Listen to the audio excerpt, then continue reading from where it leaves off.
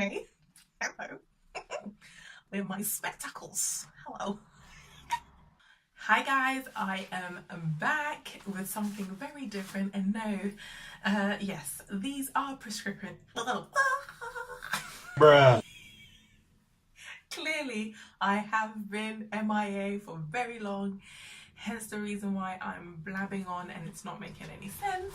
But I'm gonna take this hideous thing off my face because yes, it is prescription glasses, but it doesn't suit my face anymore because I'm a little bit round. So let's take this off. Oh, better. I can see with my 2020 vision. Today I've got something of an interesting sort of talky video.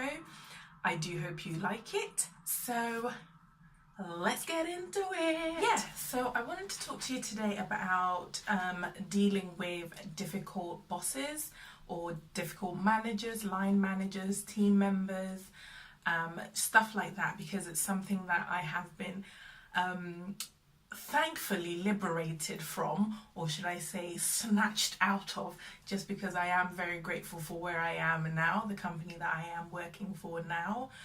But considering how bad it was previously in other companies and how people struggle with that and how I struggle with that, I really wanted to share my experience.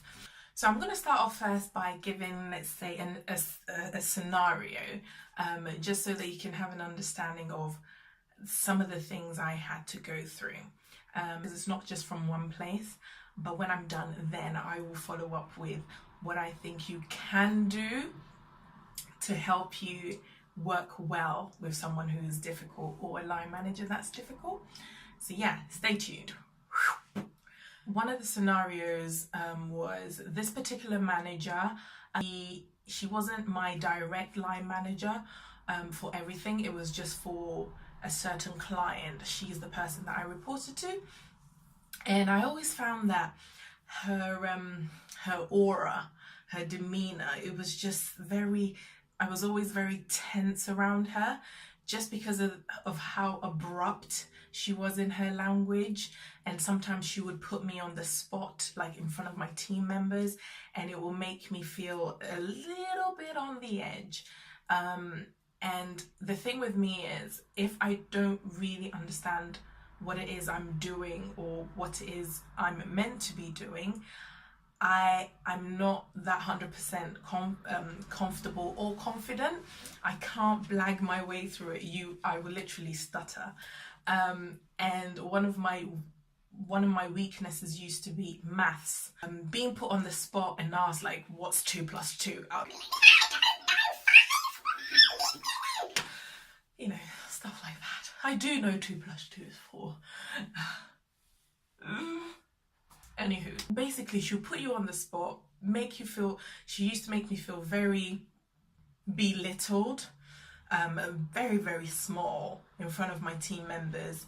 And it didn't help because I was never really able to articulate what it is that she wanted me to articulate at that present moment. I think because I was so engulfed in the emotion of being so embarrassed about, you know, everyone looking at you, you know.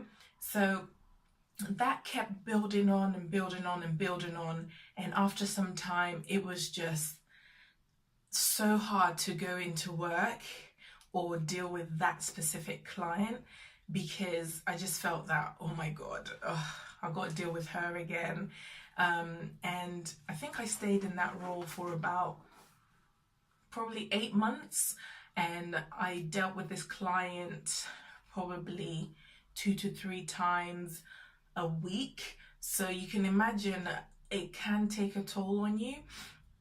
So that's like one of my experiences. To another experience where it was pretty much the same thing, where you have a ton of people just pointing fingers at you saying you're not doing this and you're not doing that. It's just kind of like, people, just let me be.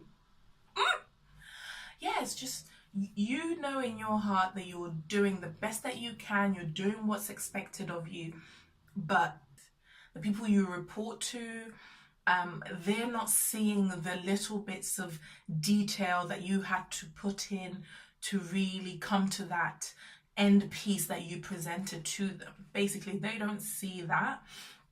They only see the end product. And sometimes I felt as though that's all they cared about, which is fine, because that's their side of the job, and my side was to deal with the details. But it does take a toll on you. But I think the last straw was when I was invited to a performance review sort of meeting, which could have possibly ended in the termination of my employment. So as much as you're feeling bullied, feeling small, feeling embarrassed, feeling depressed, even going to work, now you're gonna lose that job. I mean, you would think losing it would be great, then you can sit home, twiddle your thumbs, and live your best life. However, it doesn't work like that. I've got bills to pay, I want to fire myself. I don't want you to fire me. So I remember when I was invited for one of these performance reviews, I just thought, oh my God, are these people serious? And I remember what they presented to me, the case that they built against me, was so petty things. Oh my God. Someone was like, oh, I call them Sam instead of Sammy, or Samuel, or basically that was how petty it was. And I think some of the other stuff that came up was, she doesn't CC me into emails, so I never know if she's doing them or not. And I just thought to myself, oh, good gracious God, like, what the hell is this? To cut the long story short, I went into the meeting and I said, this, that, and the other is what I do. I showed all the evidence, and I think I was put on another 3 weeks review. So I remember they did the 3-week review, and all of a sudden they had changed the tune. Jemima is a star. She copies us in everything. We didn't know she was doing all of this. Now she copies us. We know she's doing it. And blah, blah, blah. She's the best and we need her here. I was like, oh, is that right? Okay. So I was doing all of this. You say I wasn't doing it. I continued to do the same thing. And now all of a sudden, I'm doing the right thing. I was like, y'all having some sort of memory lapse, sort of chemical imbalances. Anywho, so I remember once I did the 3-week review, and obviously I passed it, and I thought to myself, these people are jokers. I don't want to do this all my life anyway, but I didn't want it to be on my record that I'm leaving a company. I was dismissed for bad performance, because I knew in my heart of hearts I was working my ass off. So if I was going to leave, I wanted to leave because I wanted to. Okay. That's exactly what I did. The minute I got the yes, the next day I handed in my notice. I handed in my notice.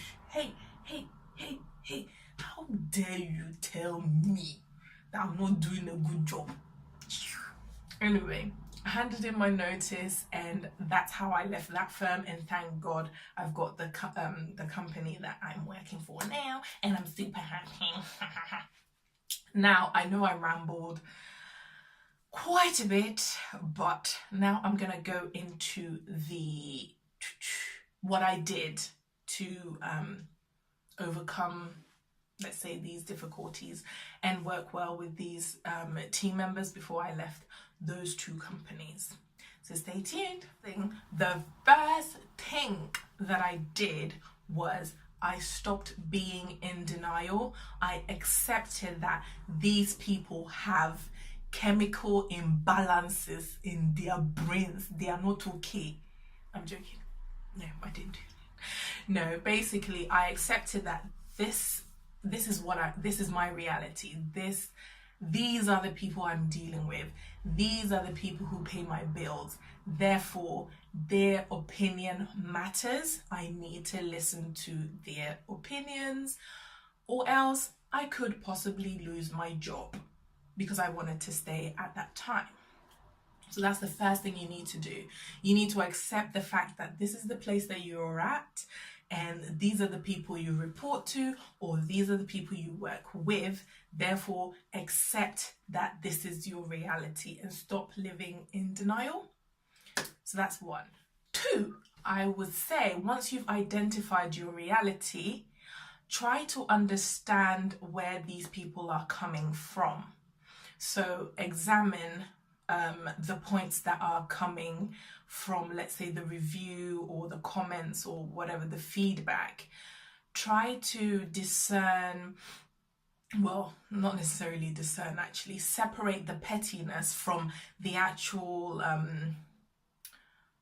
bits that you can apply to your job, if that makes sense. So take away the whole I don't like how she dresses bit. So ignore that one because that's petty. That's just a flimsy opinion that who cares? If you don't like me, that's why it's on my body. Who cares about you? But focus on the bits like for my one, they wanted to be copied into every email just so that they knew, or they were kept in the loop as to what I was doing. So that way, once I copied them in, they knew exactly what I was doing. Not that I wasn't doing it before, but now I've listened to them and I've given them what they wanted. Therefore, we're both in a happy place. I hope that makes sense. So try to separate those two things and identify the important from the petty. We can move to 3. So the 3 is then these things that they're complaining about. Am I doing them already or am I not? And if I'm not, then I need to ensure that I'm doing it, especially if you want to keep your job and you want to work well with these people. Ask them questions. If they're saying, I need you to do this report by X, Y, and Z. If you don't know how to do it, ask them, how do I do this? Can you give me enough time? Can you show me how this is done? So, be inquisitive, be pushy about these things because your job is on the line, possibly, because time is ticking, it's ticking. So just because you hate your manager doesn't mean, you gotta listen. So once you've done that, you've identified that and you're working on all of that, what you can do is always follow up with emails just to capture it and have some sort of audit trail of what's going on in the background. So you could reply something like, you can send an email saying something like, further to the conversation we had, I do appreciate the help that I do appreciate the time that you invested in showing me how to do X, Y, and Z. Therefore, going forward, this is how I will do it so that it meets your standards. Things along those lines, so that the powers that be, if you're called into a meeting or disciplinary, you have something substantial. Yeah. So once you've done that, it will lead you to obviously the result, working well with your team member or your line manager. That doesn't mean it's going to be roses and lilies. I don't know. It won't always be roses. Let's just leave it at roses. It won't always be smooth sailing. It doesn't mean that if you've done all these things, they're going to magically love you and, cuddle you and take you out for lunch. No. However, it's going to make your load a little bit more bearable. You can accept that this is how they are and this is what I need to work in order to keep them happy on a work front. And then that's when you need to decide if you want to stay with a company or if you want to go. So if you want to stay, you need to be able to do all these things to make your life a little bit more easier so that you can actually sleep at night. It's not easy. But if your aim is to leave the company, I would always advise that, you still follow these steps and leave on a good note. If you got to the end of the video, thank you very much. Until next time, be fabulous and God bless. Bye.